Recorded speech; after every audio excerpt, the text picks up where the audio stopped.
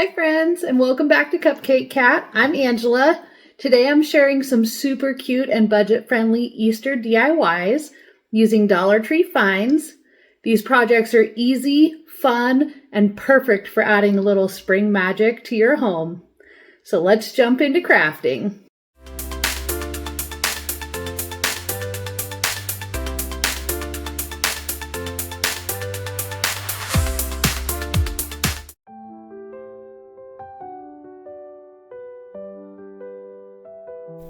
So for this first DIY, I took some leftover cardboard and cut out the letters for Easter.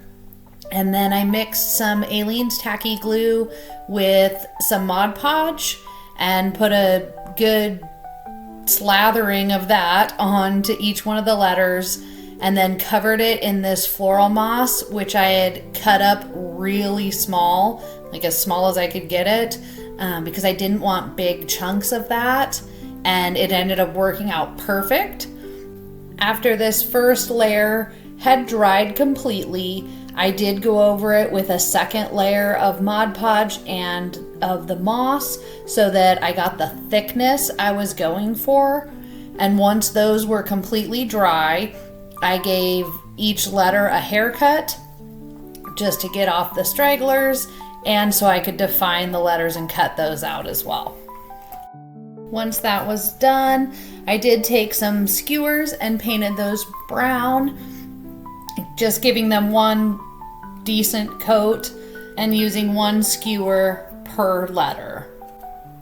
I then took 6 of these small terracotta pots from Dollar Tree and gave each of them a couple good coats of white paint, and I did go along a little bit of the rim on the inside.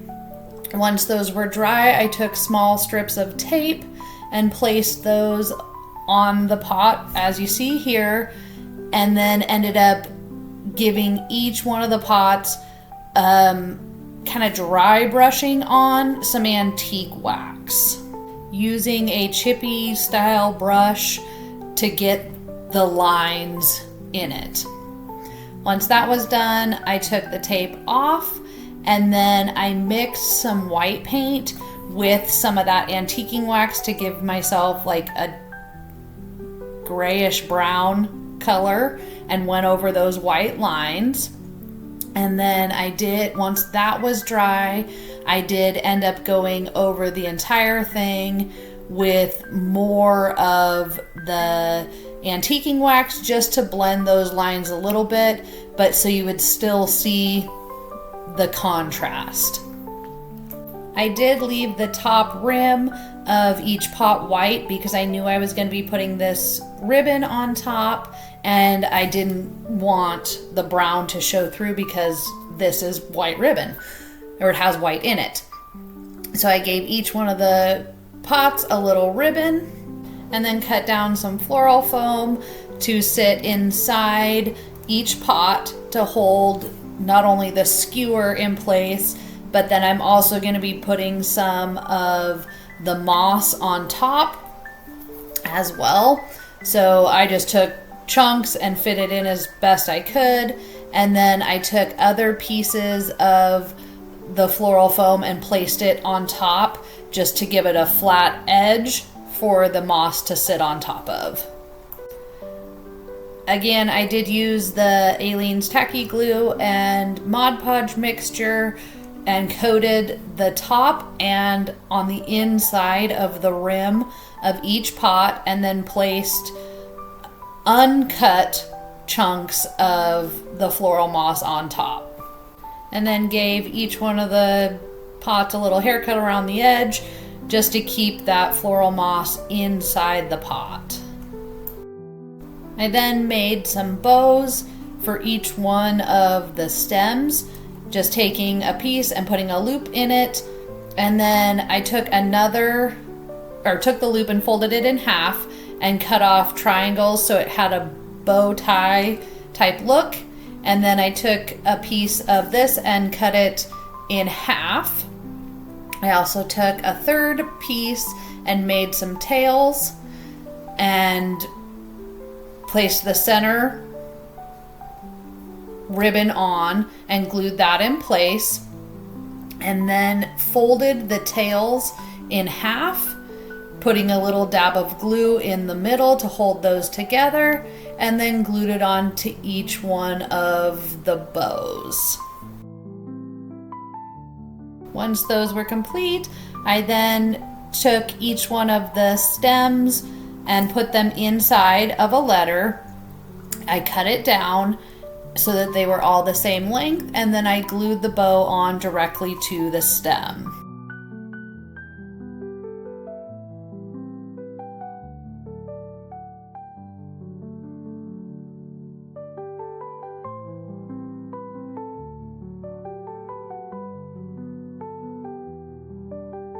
For this DIY, I started off with some eggs. Mine were connected together, so I ended up having to cut off that little connector piece. And then I carefully cut these in half.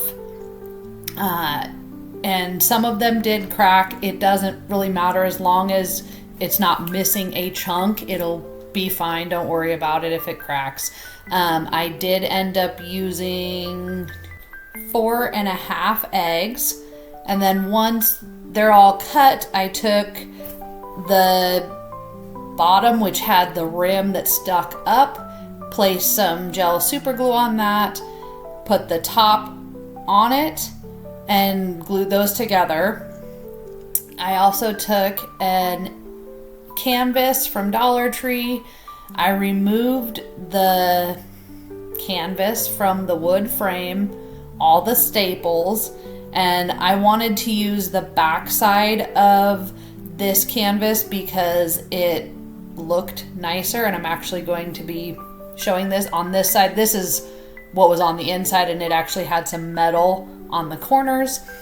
But I took some of my wood putty filler and filled in the holes because that's the side I'm going to be using. I trimmed down this canvas because I don't need all of it. I'm going to be putting it on the back side and stapling it into place, stretching that canvas as hard as I could to get it as tight as I could. Once that was done, I then placed the eggs on the frame as I wanted them, and taking some hot glue, I just kind of placed it on the inside of each one of the eggs, and then placed them down. I don't need this to hold it in because this is not what's going to hold it in. It's just kind of keeping them in place for now. I then took some of the Dollar Tree caulking and placed that around each one of the edges of all the eggs to fill in any gaps that were there and to make them kind of blend in to the frame. Once that was done, I took a mixture of that caulking and added a little water to it just so I could kind of stipple it onto each one of the eggs. And I also went through and stippled it onto the canvas as well.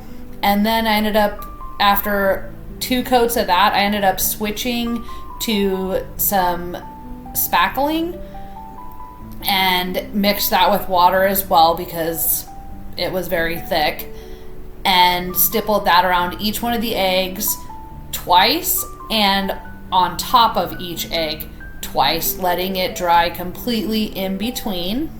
And once that was completely dry, I took some of my white Waverly chalk paint and stippled that on as well.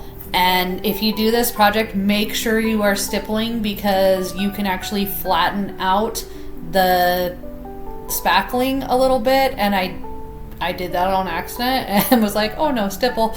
So don't make my mistake. But I gave that one good coat. The spackling kind of gave it a off-white color, not a bright white color, which is what I was going for.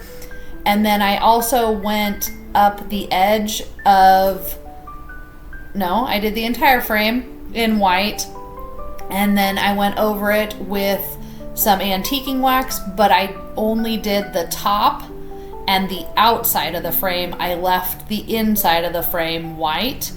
And I purposefully didn't paint the frame in the beginning because I knew that the spackling would get on it, and I wanted to be able to sand that spackling off if I needed to, which I did have to in one spot.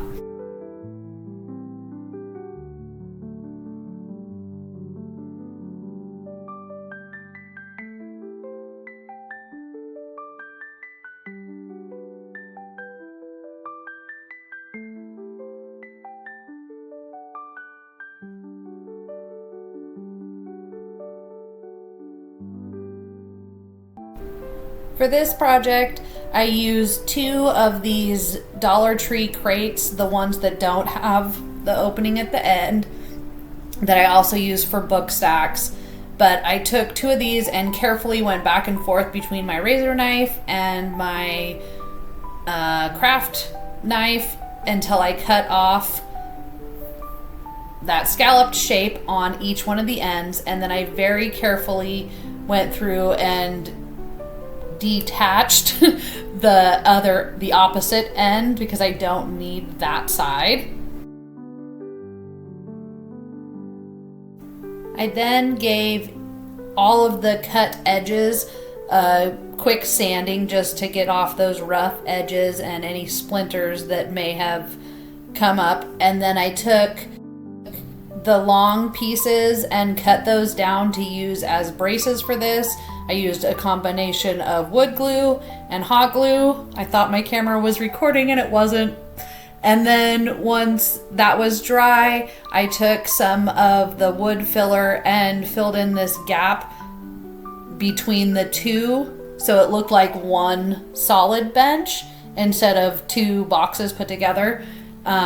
Because like all Dollar Tree wood products, they're never the same. They're never equal. Once that was dry, I did give it a quick sand. Once that was done, it was time to work on the swing. I don't know if I mentioned that. We're making a swing. I'm using 2 of the Dollar Tree wood easels, and I needed a second hole in this one, so I drilled a hole in that, and then I took these pieces out to the garage and cut them down. They were a little too long for what I wanted, but putting those pieces together, it creates the frame of the swing, and there's the bench. And then I used one of these metal plant hangers as the chain for the swing, and then each of the easels came with 2 hooks. So I ended up having 2 more hooks in my stash for a total of 6 hooks. And I shortened these chains down to the size that I needed.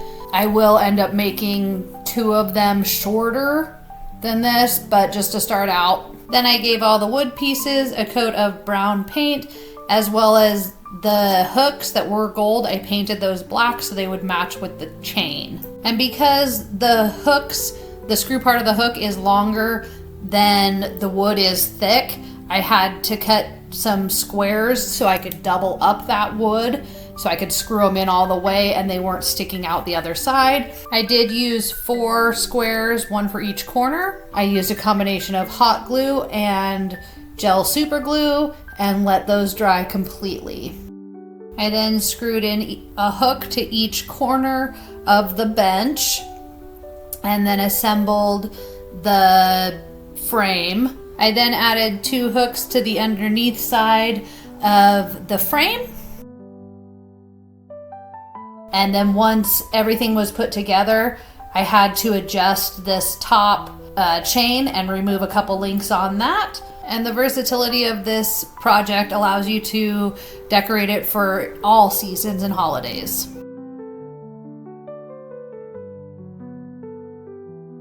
So I started this one off by using my hairdryer to heat the hot glue and remove those bows that were already on it. And then I created bows just like I did on the first project. And I made 3 blue ones and 1 pink one. because I have 2 boys and my husband and me.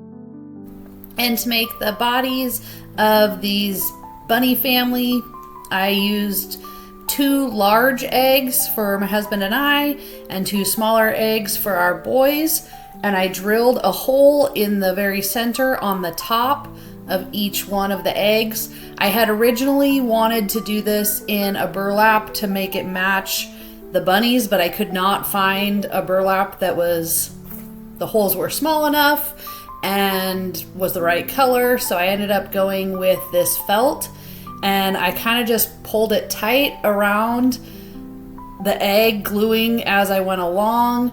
I wasn't as concerned about what the back looked like. I just wanted to make sure that the front was tight and looked good. So you don't actually have to paint these, and that would cut down on a step, which I didn't do.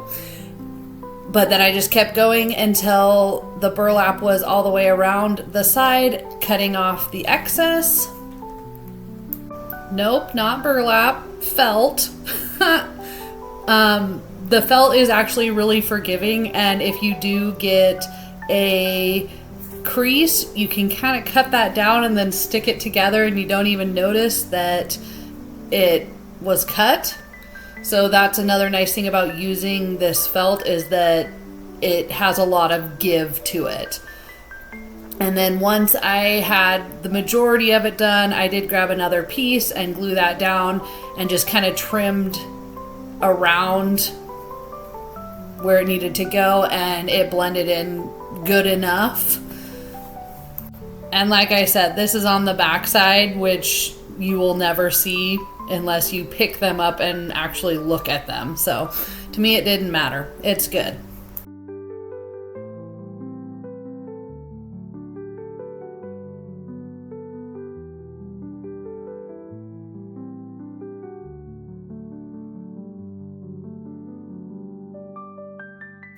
And then because of the roundedness of the bottom of the egg, I wanted these to be able to stand on their own. So I used some craft sticks to create some feet and wrapped them in the same felt, and just cut off the excess as I glued it down to create those feet, and then glued 2 of these onto the bottom of each egg.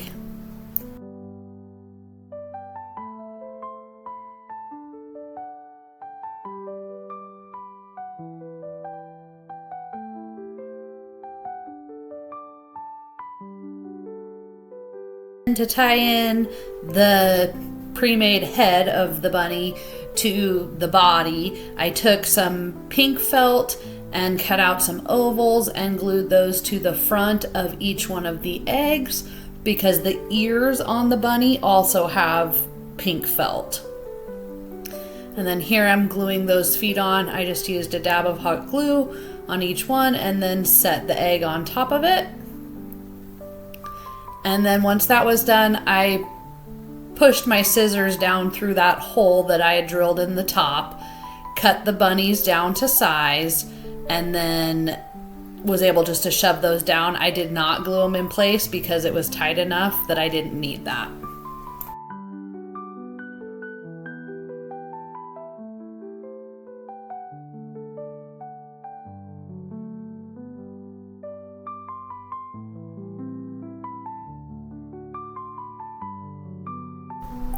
For this project, we are creating a sign that is going to be on a stand.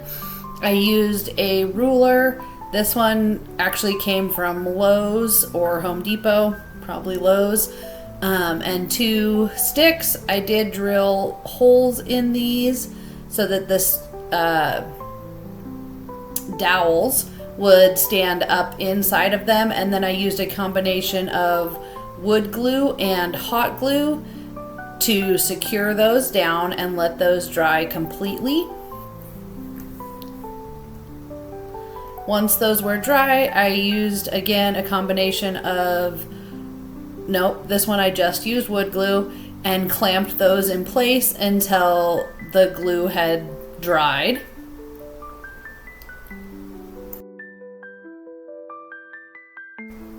And then I did go back in and put some hot glue on the edges just to secure those down.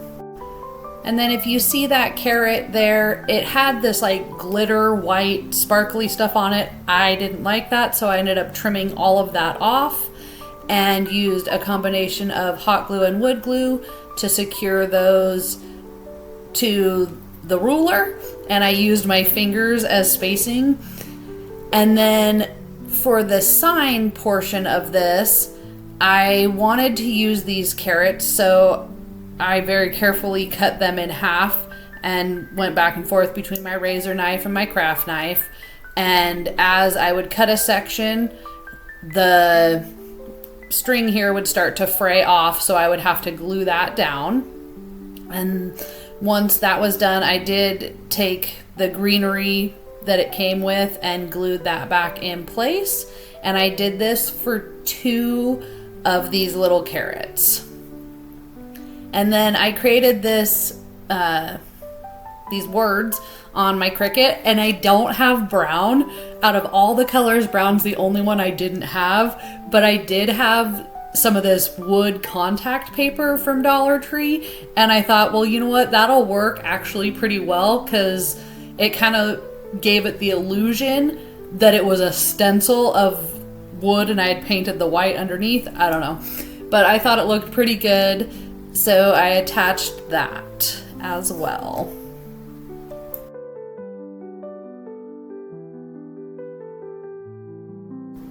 Because I liked the fact that this sign has an indent where the 2 pieces of wood meet here, I did take my razor knife and cut out the word so that you could still see that and it wasn't covering up that space.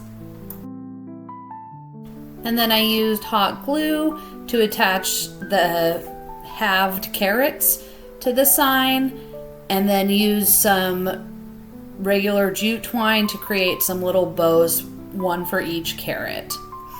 And I did end up gluing the tails in place as well to keep those where I wanted them.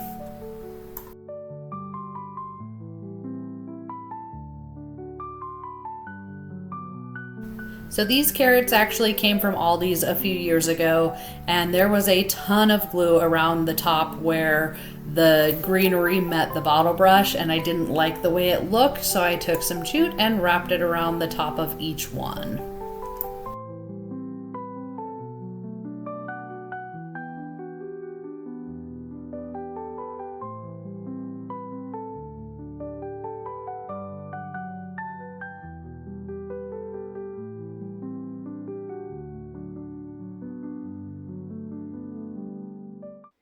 Thank you so much for watching. If you loved these Easter DIYs, don't forget to like, subscribe, and share this video with someone who needs a little spring inspiration. I'll see you in the next one. Bye!